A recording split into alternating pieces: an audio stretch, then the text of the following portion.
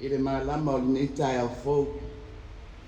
Ai ngā fua le ata ma tutongoa e le sau o langi e pua ina mai le so i fua lau le lei si o tātou le tunu. O le aso e mafua ona o le atua.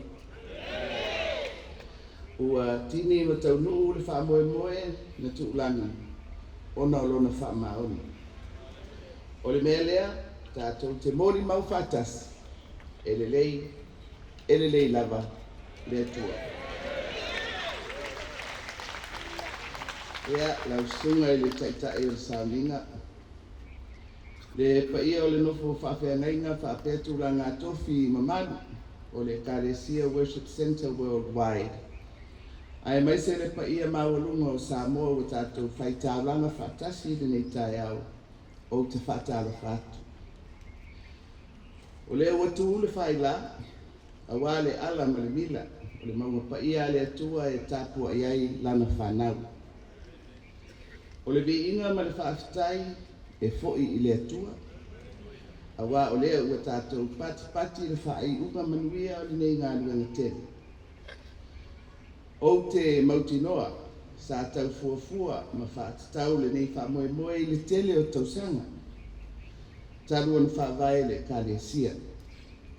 Sa o tō mamori i le atua le manaonga, mō se malu e tāpua iai. O lea ua taunu, o ai ea e mafuai. O le atua whaiba venga le nā. O ia na fua ina, e tamao a ina, mare sosia, i o outou au. O te whaafitai, i taitai o le Karesia, e maise le soifua finau o le sunga, i le apostolo i Aviliamu mafoe. Ua whai ilangi le fōlaunga, ma le loa o le Karesia au au. O lo outou soifua o foina atu e au auna i le atua e le otele i le tino mai o le nei ngā luenga.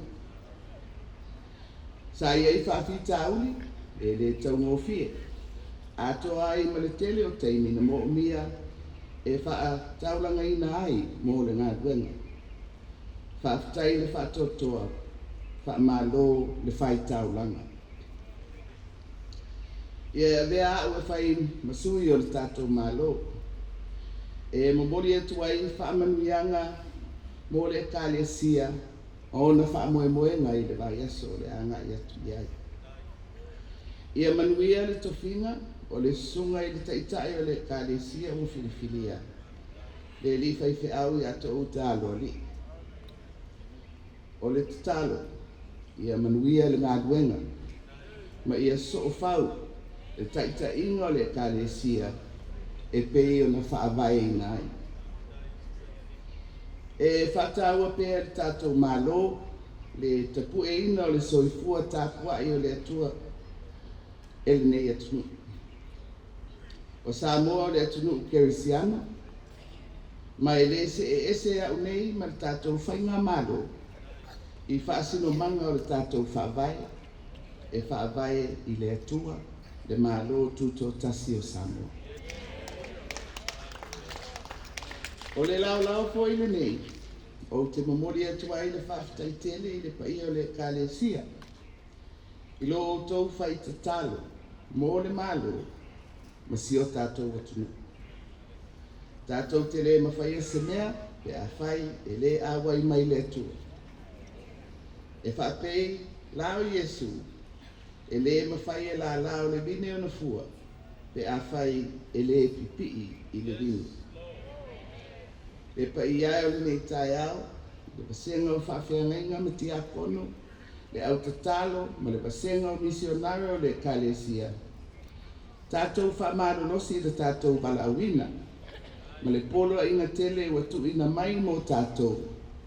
Ina ia papati so atu i le suafo le tamaa, ma le alo, ma le nganga pa ia, ma whai nuu umalava mo nse.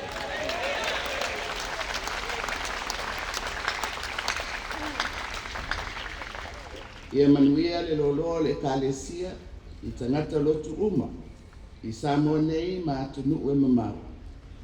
Ia whamanuia mai le atua i le tatalaina o le nei ngā koe matele.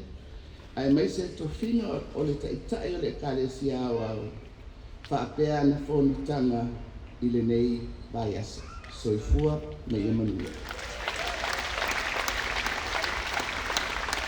O whawhonga maua le pai o le kalesia. Ai, i o tōlo mātou mukuru pārapara. Mātou te whiawhia i nei baiasa. Mai te itai o le marau. Me mea, i o whalongolongo fo. I o mama eu la le matango fia o lau sauna. Ua mai foi ma le awhionga le atua. O mātou tautonu o tā oso oi le uma langa e oa le upu le atua. Me lea ia.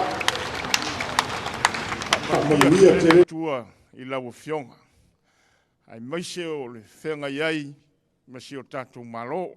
Ia, manuia foi le sunga le taitai o sauninga po le sunga le matu taitai. Ia, manuia le lo le kalesia. Wapele le to e tai utu maausa matu tala na ufionga. Ua e fio mai, ia e wha a matalia alo ia le nei wha moe moe. Ia taua na whaitaua ne ai. Ua iei se wha alo longa mai le kalesia. Ia mo lau fionga le nei tai au. Ia le nei taimi. Ia le la momoli atu la matu le uia ala le. I isi tūlanga. Ia taua se te utusi lea. Ia tu atu na e lima afeta la. Ia mo lau fionga. Ia mase pati pati. Ia whatai malo matu leo. Ia we love you and God bless you. Tō whaso I fua Samoa. So matu vale rei ma sunga I taitai o le kalesia. Ia, whaftai lava I le. Lau fionga I le fufonga le aso. Ia, lau fionga fo I le li whaipuli. Te rei lopo whaisau tofi whaife au e le kalesia pele. Ai whape nei, whaitai tele le whaaloalo. O le ua tau le whaaloalo ua utalia. Ai whapea. Amataia le whainga tauranga nei aso. O le ua o mai. E fo isi me alo whale malo e lima fitala. Au lau tauranga. Le la amata le aso le nei. Ia e lima fitala mo le kalesia.